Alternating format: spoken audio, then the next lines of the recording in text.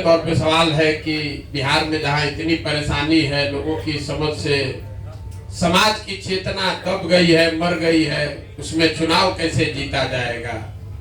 कई लोगों को लगता है कि भैया प्रशांत किशोर तो चुनावी रणनीतिकार हैं, वहां तक तो ठीक है, लेकिन बिहार में जीतने की स्थिति कैसे बना पाएंगे।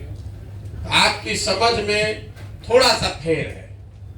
हम जो काम पिछले 10 बरस करते थे, जिसका लोहा आप मान रहे हैं, हम नहीं कह रहे कि मानिए, लेकिन लोग ऐसा समझते हैं कि जिसको हम सलाह देंगे, जिसको मदद करेंगे, वो आदमी चुनाव जीत जाएगा। हम अपने दिमाग से वही काम कर रहे हैं। पहले हम सलाह और मदद नेताओं की, दलों की करते थे। दल को जाकर हम क्या बताते थे कि भाई किस तरह से अपने संगठन को और बेहतर तरीके से व्यवस्थित करो, किस तरीके से जनता से संवाद स्थापित करो, कौन सा मुद्दा उठाओ, कैसे चुनाव लड़ो तो तुम चुनाव जीत जाओगे। तो वही काम अभी भी कर रहे हैं। जनता को जाकर बता रहे हैं कि कैसे तुम आपस में हम लोग मिलकर नया दल बना सकते हैं, कैसे सब लोग मिलकर उसको चला सकते हैं, कौन से मुद्दे आगे लेकर चलेंगे तो जो पहले से दल है उनको हराया जा सकता है। तो हमारी काम में कोई फर्क नहीं है। काम हम वही कर रहे हैं जो पहले कर रहे थे, और सिर्फ फर्क इतना है कि अब दल और नेता के लिए नहीं कर रहे हैं, समाज के लिए कर रहे हैं। इसलिए कर रहे हैं कि हमारी अपनी जो 15-20 बरस की समझ है, पहले 10 बरस संयुक्त राष्ट्र संघ में हमने काम किया है, और फिर 10 बरस जो चुनावी रणनीतिकार प्रबंधन वगैरह आप लोग कहते हैं, 20 बरस का मेरा अनुभव ये बताता है कि कोई भी चुनाव जीतकर आप बिहार में परिवर्तन नहीं ला सकते हैं। आगे क्या होगा वो छोड़िए। 2015 में तो हम खुद चुनाव यहाँ जीत गए थे। लालू नीतीश महागठबंधन चुनाव जीत गया था। कौन किसको टिकट मिलेगा, कौन मंत्री बनेगा, वो सब निर्णय में हमारी भागीदारी थी। 7 निश्चय का एक कार्यक्रम भी हमने बनवाया। उसको लागू करने के लिए बिहार में बिहार विकास मिशन की स्थापना भी कराई, लेकिन उसका कोई असर अभी हम बिहार में नहीं देख रहे। तो कहीं ना कहीं हमारी जो समझ है पिछले 20 बरस की, जब तक समाज के स्तर पर प्रयास नहीं किया जाएगा तो सिर्फ चुनाव जीतने से कोई फर्क होने वाला नहीं है। मोदी जी जीत गए हैं, प्रधानमंत्री बन गए, तो उससे बिहार में क्या फर्क हुआ? कोई फर्क नहीं पड़ा। ईमानदारी से अगर आप दिल पर हाथ रख के बोलिएगा, यहाँ मोदी जी के बहुत भक्त लोग बैठे हैं, आप दिल पर हाथ रख के पूछिएगा तो बिहार में मोदी के प्रधानमंत्री बनने से कोई फर्क नहीं पड़ा। उससे पहले लालू जी भी यहाँ रहे, सामाजिक न्याय की उन्होंने बात की, उनके भी 15 साल के शासन में कोई फर्क नहीं पड़ा। उससे पहले कांग्रेस भी यहाँ रही है 40 बरस, उससे भी फर्क नहीं पड़ा। जब तक यहाँ के समाज के स्तर पर प्रयास नहीं होगा, तब तक अगर कोई प्रशांत किशोर भी जीत कर आ जाएंगे तो उससे फर्क नहीं पड़ने वाला। इसीलिए ये प्रयास समाज के स्तर पर किया जा रहा है। और हम लोग का ज्यादातर समय, जितने आप प्रबुद्ध लोग हैं, वो इस पर जाता है कि बिहार को किसने बर्बाद किया। कोई खड़ा होकर बता रहे थे अभी शाहिद जी की कर्पूरी जी से खराब हुआ कि लालू जी से खराब हुआ। हमको लगता है ये बेमानी विवाद है। हम अपनी सभाओं में रोज कहते हैं कि आप ये मान लीजिए कि जितने नेताओं ने बिहार में शासन किया है, उन्होंने जो काम किया या करने का दावा कर रहा है, सबको सही मान लीजिए। काहे के लिए बेकार विवाद करते हैं कि लालू ने खराब किया कि नीतीश ने खराब किया। हम लोग ये मान ले कि कांग्रेस ने 40-45 बरस बिहार में बड़ा अच्छा काम किया। ये भी मान लीजिए कि 15 बरस लालू जी के राज में सामाजिक तौर पर पिछड़े और गरीब लोगों को आवाज मिली। ये मानने में कोई गुरेज नहीं करना चाहिए आपको, हमको। जो लोग बिहार की राजनीति को जमीन से समझते हैं, उसको ये मानने में दिक्कत नहीं होनी चाहिए कि लालू जी के राज में कम से कम शुरुआती सालों में जरूर गरीब और जो पिछड़ा था उसको आवाज मिली। ये अलग बात है कि उनके आगे के साल में जंगल राज आ गया, लेकिन लालू जी भी आज दावा क्या करते हैं वो ये नहीं कहते हैं कि हम बिहार को अमेरिका बना दिए। लालू जी यही कहते हैं कि हम गरीब को, वंचित को आवाज दिए। मान लीजिए दिए आवाज। नीतीश कुमार क्या किए? कह रहे हम सड़क बिजली बना दिए। ठीक है भैया, मान लीजिए। अगर सबके काम को सही मान लिया जाए, सबके दावे को भी सही मान लिया जाए, तो भी इस बात से तो कोई इनकार ही नहीं कर सकता है कि देश का सबसे गरीब, सबसे पिछड़ा, सबसे ज्यादा अशिक्षित, सबसे ज्यादा भूखमरी और बेरोजगारी वाला राज्य बिहार है। इस बात से तो कोई इनकार नहीं कर सकता है। तो काहे बहस कर रहे हैं झूठ मूठ का कि मोदी बिगाड़े कि लालू बिगाड़े? हम तो कह रहे हैं कि अगर सब ने काम किया तो भी हम लोग सबसे बदहाल हैं। तो जिसको थोड़ी बहुत भी समझ है, उसको ये समझ आ रहा है कि भैया जिस रास्ते पर हम लोग चल रहे हैं पिछले 50-60 साल से, उस रास्ते से चलकर तो बिहार का कल्याण नहीं होना है। तो रास्ता बदलना पड़ेगा। और हमें लगता है कि वो रास्ता समाज से होकर जाता है, दल से होकर नहीं जाता है। इसीलिए ये प्रयास कर रहे हैं। हम लोगों पर मामूली दबाव नहीं है। जहां पर जा रहे लोग कह रहे भैया तुरंत दल बनाइए। बिना दल बनाए बिना चुनाव जीते नहीं होगा। कितना दिन पैदल चलिएगा? जहां दरभंगा में यात्रा खत्म हुई, आदमी सोचता भैया जल्दी बताइए कौन चुनाव लड़ना है। ये चुनाव लड़ने का अभियान नहीं है। चुनाव लड़ना हमारी प्राथमिकता नहीं है। चुनाव लड़ना पड़ेगा, सरकार बनाने के लिए वो प्रयास करना पड़ेगा। आपकी चिंता है कि चुनाव लड़ना जीतना कैसे होगा बिहार में। हम आपको बता रहे हो हमारी चिंता नहीं है। चुनाव लड़ना 6 महीने का काम है। आप देखिएगा इसी बिहार में जलजला कर देंगे 6 महीने जब चुनाव लड़ने का आदमी कह रहा है भैया किसका वोट काटेंगे? एनडीए का काटेंगे कि महागठबंधन का काटेंगे? लाइए हम लिख के दे देते हैं, दोनों को काट के साफ कर। कोई नहीं, ये अहंकार से नहीं बोल रहे, इसलिए नहीं कि हमको कोई अहंकार है। हमारे माता पिता, हमारे गुरुओं ने जो सिखाया है, जिस काम को लीजिए उसको पूरी ईमानदारी और मेहनत से कीजिए। जिस बंगाल का आप गुणगान करते हैं कि बंगाल में प्रशांत किशोर हरा दिए, यहाँ बैठा हुआ शायद ही कोई आदमी जानता होगा कि हम बंगाल गए मई 2019 में। हमारे पिताजी की मृत्यु हुई मई में, उसके 15 दिन के अंदर हम बंगाल गए और बंगाल से निकले मई 2021 में। 2 बरस जब कोरोना से आप भागकर घर में छुपे हुए थे, हम बंगाल में गांव-गांव में लगकर काम कर रहे थे, तब सफलता मिली।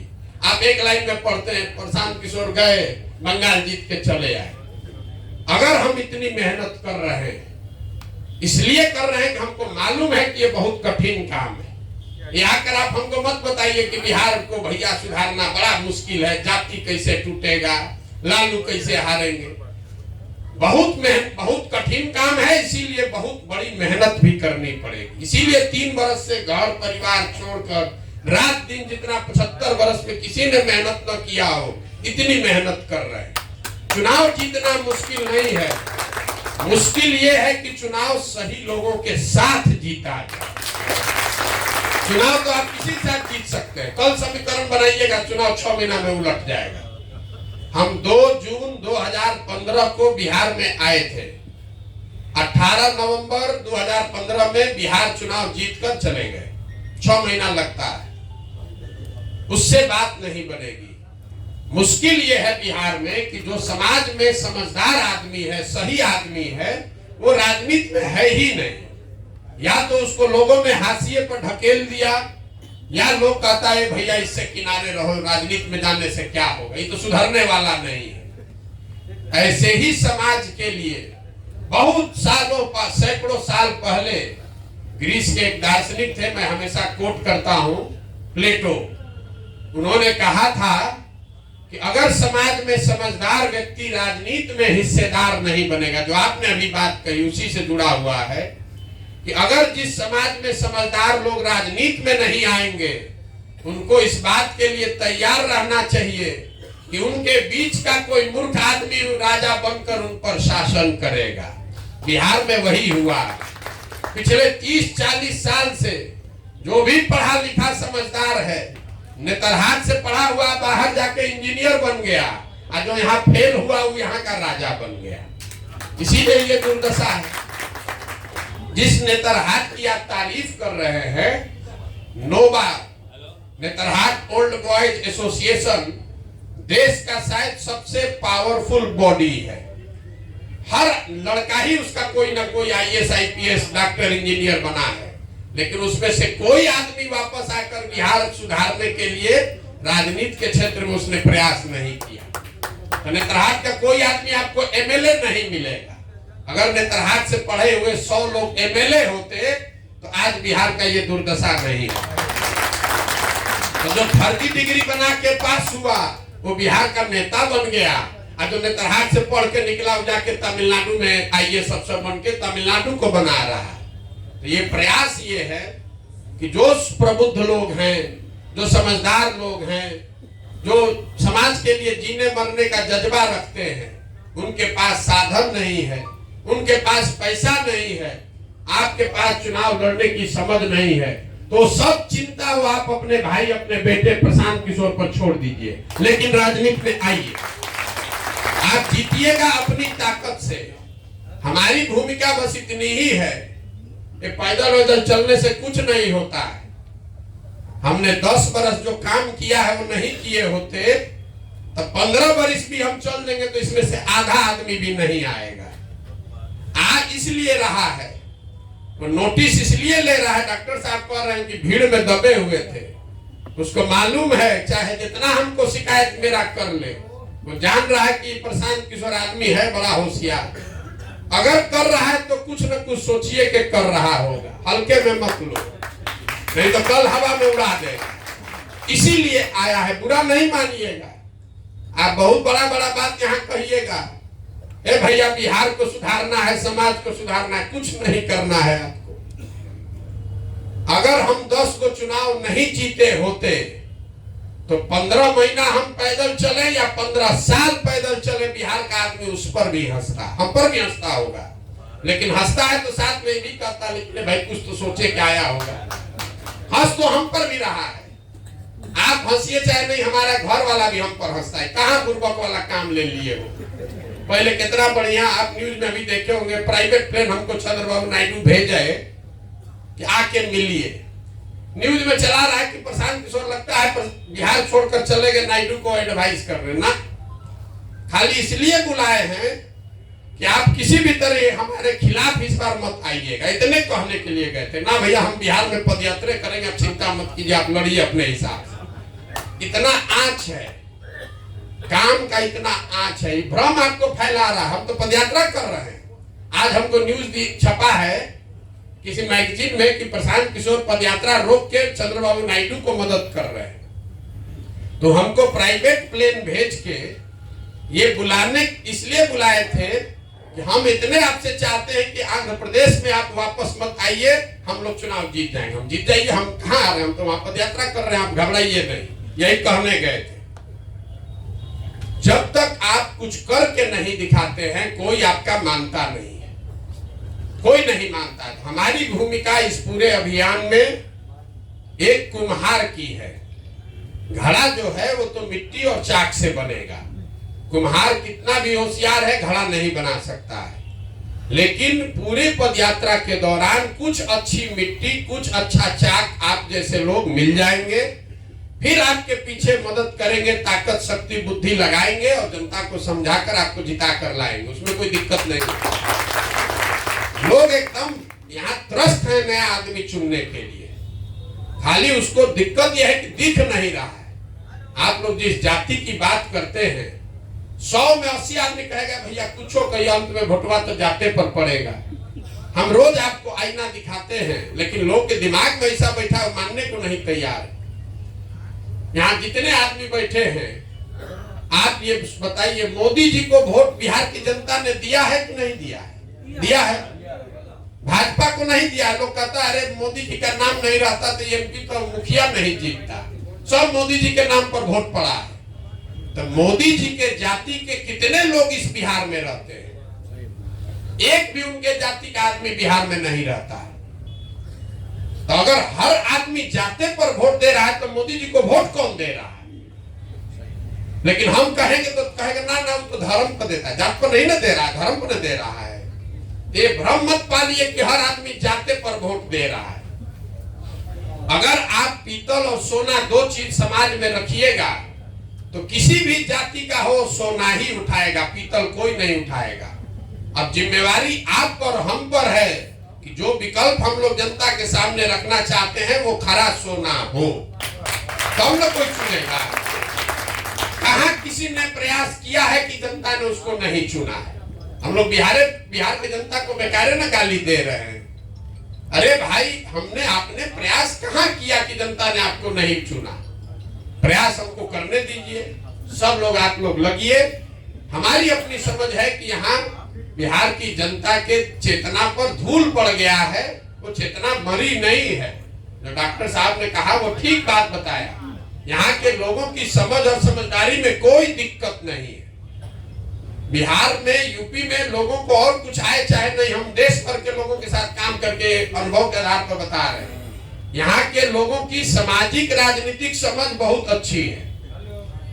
यहाँ के आदमी को धंधा पानी नहीं आता है, पढ़ाई लिखाई में हम लोग बंगाल जैसे नहीं, तमिलनाडु जैसे नहीं है, धंधा पानी में गुजराती महाराष्ट्रियन जैसे नहीं है। लेकिन यूपी बिहार के लोगों को राजनीति की खूब समझ है। हमारी बात पर भरोसा नहीं है, किसी गांव में जाइए, आप अपने कॉलेजों में देखते होंगे, 4 आदमी को बैठाइए, केरल से लेके कश्मीर तक आपको राजनीति समझा देगा। हम आपको बता रहे हैं, पैदल चले, एक जगह हमको एक यादव जी मिले बूढ़े, हमसे फिलिस्तीन और इजराइल का राजनीति पूरा बता रहे थे, एकदम फटा हुआ कपड़ा में। बोले भैया, लोकसभा में मोदी को वोट देना है, यहाँ पर बिहार में नया व्यवस्था बनना चाहिए, लेकिन आपका राय लेना चाहते हैं गाजा वाला में जो हो रहा है इस पर क्या करना है। हमारा मुंह खुला रह गया। ये आदमी जिसके शरीर पर कपड़ा नहीं है, तो फिलिस्तीन और इजराइल की राजनीति पर पूरी उसकी 15 मिनट तक हमको समझा रहे थे कि इजराइल में क्या हो रहा है, फिलिस्तीन में क्या हो रहा है। तो यहाँ लोगों को राजनीतिक समझ है। व्यवस्था के अभाव में, विकल्प के अभाव में हम लोग बेवकूफ दिख रहे हैं। बेवकूफ हम लोग हैं नहीं। एक बार रास्ता दिखेगा तो यहाँ के लोग समझदार हैं, वो अपने आप रास्ता चुनेंगे, आगे बढ़ाएंगे। जिस दिन लोगों को मोदी जी में जरा सा भी दिखा 14 में, तो सारा जात पात छोड़ के लोग भाजपा को दिया ना वोट। अगर यहाँ दिखेगा तो लालू जी को भी लोगों ने वोट दिया था ना किसी जमाने में, ये भाई ये आदमी गरीब का लड़का है, बिहार का कल्याण करेगा। उसी तरीके से अगर आप नई व्यवस्था बनाएंगे, नया विकल्प देंगे, तो निश्चित तौर पर यहाँ लोग वोट देंगे। चिंता का कारण ये है कि समाज से अच्छे लोगों को, आप जैसे लोगों को इसमें लाया कैसे जाए। हमारा आधा से ज्यादा समय उसी में जाता है। यहाँ बहुत डॉक्टर लोग बैठे हैं, हमारे पिताजी भी डॉक्टर थे। तो जब चुनाव होता था, हमारे बाबूजी उस समय शाहपुर एक जगह है वहां पोस्टेड थे, जहां रामानंद तिवारी जहां से विधायक थे। बिंदेश्वरी दुबे वहीं से गए चुनाव लड़ने। हमारे पिताजी थोड़े प्रसिद्ध डॉक्टर थे वहां। तो जब चुनाव होता था तो हल्ला होता था कि डॉक्टर साहब इस बार चुनाव लड़ने वाले। हम लोग बच्चे थे, देखते थे, हमारी माता जी धरना पर बैठ जाती थी कि जब तक बाल बच्चा पढ़ा नहीं है तब तक तुमको राजनीति में नहीं जाना है। वही हाल है। अब यहाँ जितना बड़ा डॉक्टर होगा, डॉक्टर साहब लोग कहते कैसे आपका मदद करें। हमने कहा कि जिला से एक बढ़िया डॉक्टर निकाल के भेजिए जिसको नेता बना दिया जाए, जिसको एमएलए लड़ाए। 40 को अच्छा आदमी तो कम से कम एमएलए बन जाएगा। सब डॉक्टर लोग भाग जाएगा, सब डॉक्टर वकील भाग जाएगा। सब चाहता है कि आप सुधारिए, हम पीछे से हैं। कोई सामने आना नहीं चाहता है। वकील साहब के हम घर गए थे, 1 घंटा ये लोग सवाल जवाब किया, हमको आशीर्वाद दे रहे हैं, हमको शुभकामना दे रहे हैं, लेकिन ये नहीं कहे कि अच्छा भैया चलिए हम कल से खड़ा होते हैं। हम नहीं होंगे, हमारा ये साथी खड़ा होगा। देखिए हौस रहेगा खड़ा। आपसे मदद यही चाहिए कि आपकी नजर में अगर समाज में कोई सही आदमी है, उसको हमसे जोड़िए, उसको बताइए। कभी जीवन में आपको कोई मिला हो कि अगर भैया ये आदमी एमएलए बन जाता, विधायक बन जाता तो अच्छा करता, उसको भेजिए हमारे पास। अब मौका है, चलो। प्रशांत किशोर अपने खर्चा पर, अपनी व्यवस्था से तुमको लड़ाएंगे। वो आए तो सही। बहुत ज्यादा मेहनत लगता है। जितना चलने में मेहनत नहीं उतना ही होशियार आदमी को समझाने में मानता ही नहीं। सब सुनेगा, सब बात कहेगा, फिर कहेगा ये भैया पत्नी तैयार नहीं हो रही। रोज का ये घटना है, रोज 2-4 से मिलते हैं, 2 घंटा सवाल। गरीब आदमी तो कह देता है ना भैया एकदम ठीक है, आप जैसे कहिएगा वैसे चलेंगे। जो एक सो कॉल्ड प्रबुद्ध आदमी है उसको समझाना बड़ा मुश्किल है। 25 सवाल करने के बाद कहता है एकदम पूरी तरीके से आपके साथ है। हम कहते हैं ठीक है चुनाव लड़िएगा यहाँ से, तो पूछ के बताते एकदम मेरा मन है। 4 दिन के बाद आएगा, कहेगा ना कह रहा है कभी बेटा पास हो जाए उसके बाद चलेगा। तब तक भैया अभी बल छोड़ दीजिए, मन से हैं, आगे हम आ जाएंगे। ये होशियारी है लोगों की। सब आदमी सोच रहा है पहले कुछ हो तब देखा जाएगा, अभी तो पीछे से देखते हैं, अभी तो घूम रहे हैं क्या होगा। सब लोग लगिए, खाली बात कहने से कि बिहार बहुत खराब है सुधरने वाला नहीं। किसी न किसी को हिम्मत करके प्रयास करना पड़ेगा। हम ऐसा समझते हैं कि अगर हमारी हिम्मत नहीं पड़ेगी तो किसका हिम्मत पड़ेगा बिहार में। इसलिए हम अपना काम कर रहे हैं। 2 बरस लगे, 10 बरस लगे, करेंगे हम यही। और बिल्कुल किए बगैर मानने वाले नहीं। आप ये समझ लीजिए, कितना भी आदमी कह ले ये भाग जाएगा, नहीं रहेगा, बिजनेसमैन है, विचारधारा नहीं है, बिना किए मानेंगे नहीं। तमिलनाडु को तमिलनाडु के लोगों ने बनाया है ना। अन्ना दुरई पेरियार 20 बरस वहां संघर्ष किए तब न तमिलनाडु बना है।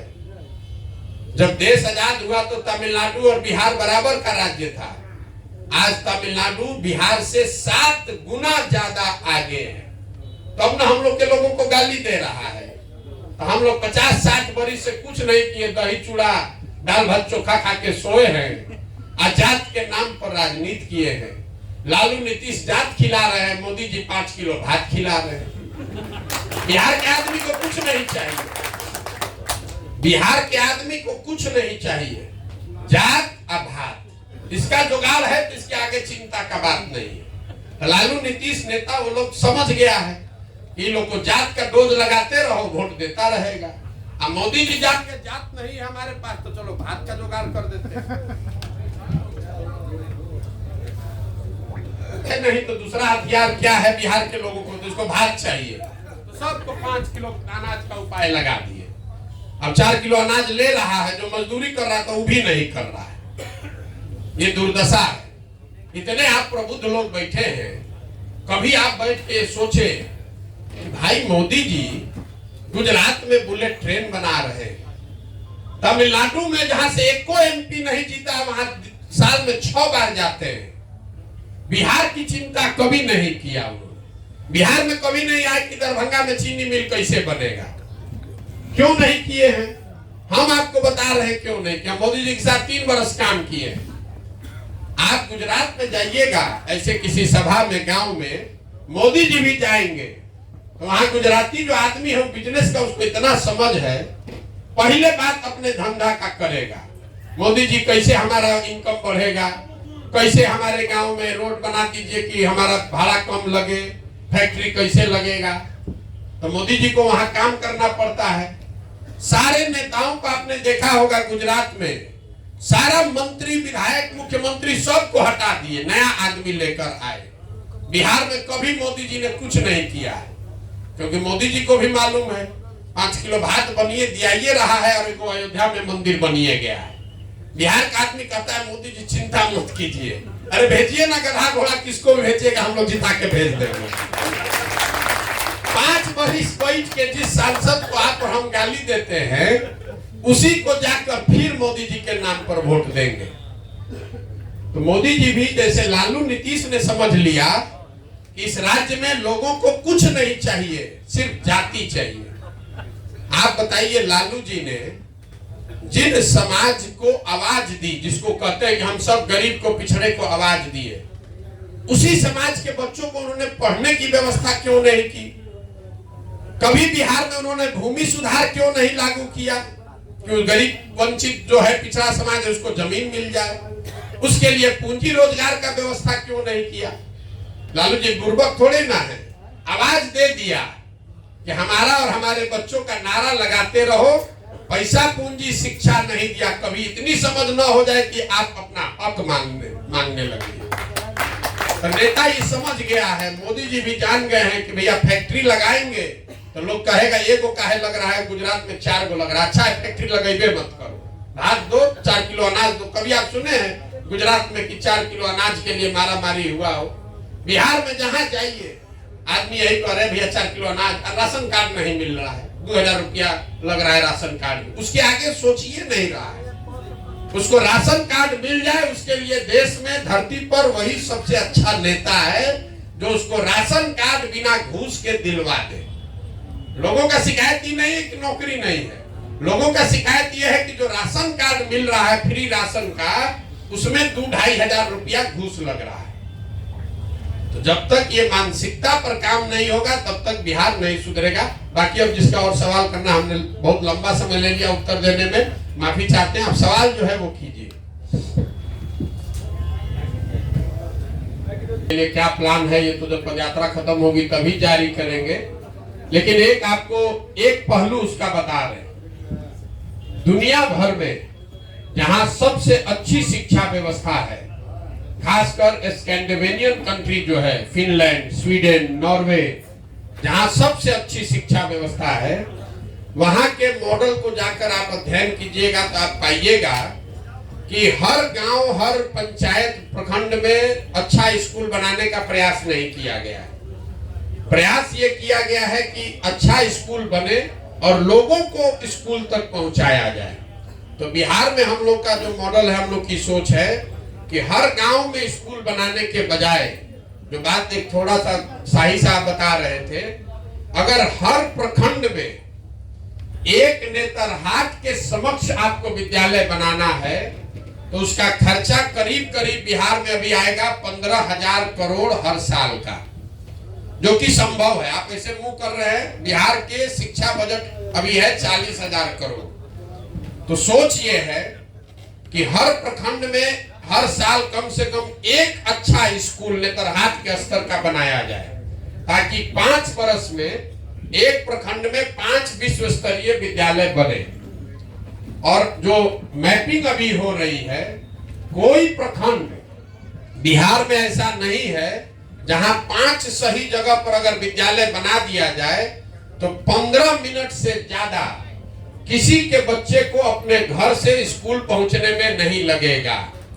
तो पूरे प्रखंड में जो 25 विद्यालय चल रहा है उसको सबको बंद करके 5 अच्छे विद्यालय बनाए जाए और लोगों को स्कूल बस की सुविधा दी जाए ताकि लोग अपने बच्चों को स्कूल में भेजें।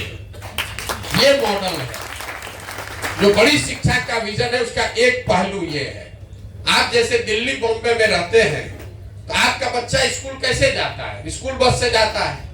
15 मिनट, 20 मिनट, आधा घंटा वहां स्कूल में गया, पढ़ के वापस आया। वो ज्यादा बेहतर व्यवस्था है, बजाय इसके कि हर गांव में वो विद्यालय के नाम पर आपने भवन बना दिया। जहां भवन बनाया वहां टीचर नहीं है, जहां टीचर है वहां भवन नहीं है, जहां दोनों है वहां पढ़ने की सुविधा नहीं है। कई लोगों को लगता है यहाँ की भैया खिचड़ी बट रहा है, इसलिए आपने भी कहा कि खिचड़ी बट रहा है इसलिए पढ़ाई नहीं हो रहा।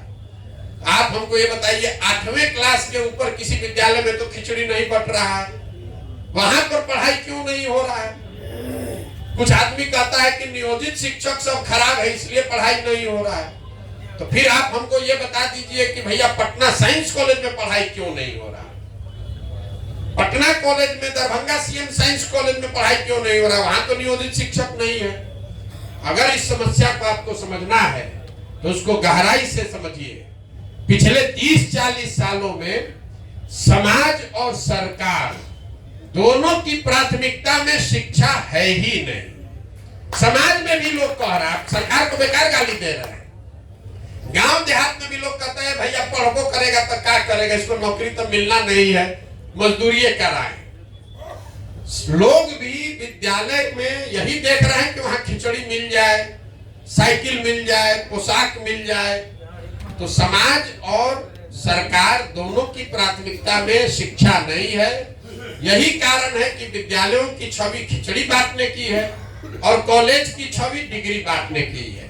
यहाँ जितने लोग आप बैठे हैं, आप रोज किसी न किसी से मिलते होंगे, कहता है यहाँ एडमिशन लिए, काहे लिए थे भैया? शिकायत लोग क्या करता है कि 3 वर्ष का बीए का डिग्री भैया 5 वर्ष में मिल रहा है। ये नहीं कह रहा है कि वहां पढ़ाई नहीं हो रहा है, ये कह रहा है कि 3 वर्ष का डिग्री 5 वर्ष में मिल रहा है। बच्चे को भी पढ़ना नहीं है, उसको तुरंत डिग्री लेके भागना है। तो छवि यहाँ पर यह है कि स्कूल से खिचड़ी मिले, कॉलेज से डिग्री मिले, पढ़ाई दोनों में नहीं हो रहा है तो कोई चिंता का कारण नहीं है। हम लोग यही सरकारी विद्यालय से हम भी पढ़े, यहाँ कितने लोग बैठे हैं सब सरकारी विद्यालय से पढ़े। हम साइंस कॉलेज में पढ़े। अब आज जरा साइंस कॉलेज में जाइए, वहां से पढ़ा हुआ है कोई आदमी कोई पूछने वाला नहीं। हम लोग कैवेंडिश हाउस में रहते थे। बिहार में आप टॉप कीजिएगा तो कैवेंडिश में आपको जगह मिलता था। अगर आप खड़े होके कहते थे हम लोग कि हम कैवेंडिश में रहते हैं, पढ़ाई का छोड़ दीजिए, आदमी ऐसे आंख उठा कर देखता था कि बहुत होशियार लड़का होगा तब कैवेंडिश में रहता है। अब कोई पूछिए नहीं रहा है।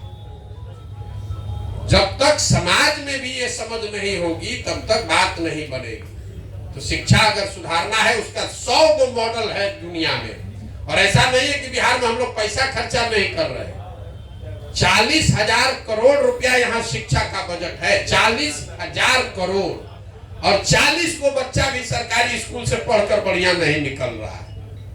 तो बैंडेज लगाने से नहीं होगा, नई व्यवस्था बनानी पड़ेगी। नेतरहाट इसी बिहार में तो था भाई। अगर हम लोग एक नेतरहाट बना सकते हैं, एक समलतुल्ला बना सकते हैं, तो 50 भी बना सकते हैं, 200 भी। एक दिन में नहीं बनेगा। लेकिन अभी की जो व्यवस्था है, इसमें हर साल दुनिया भर के विशेषज्ञ बता रहे हैं कि हर साल 500 ऐसा विद्यालय बनाया जा सकता है। 5 वर्ष कीजिएगा, हर प्रखंड में 5 को बन जाएगा विद्यालय। जरा अंदाजा लगाइए कि अगर हर प्रखंड में 5 नेतरहाट के स्तर के विद्यालय हो तो पूरे 10, 12, 15 वर्ष में तो बिहार का पूरा स्वरूप ही बदल जाएगा। ये सोच है।